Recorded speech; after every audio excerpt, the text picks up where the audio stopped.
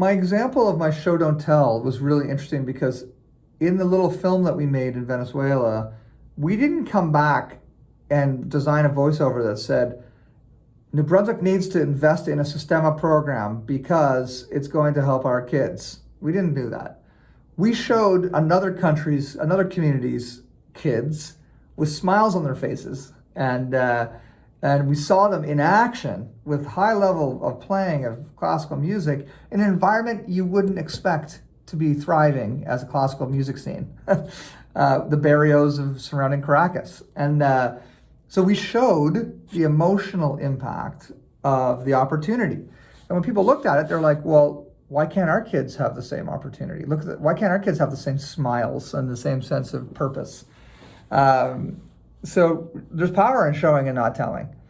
There's a place for telling too, actually.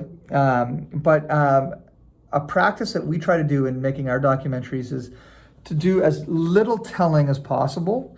Like, it's great when when we can get away without using narration or voiceover, because if we tell a story right, the information can all be in there without us telling anything, but just demonstrating through other people's experience. But yeah, it's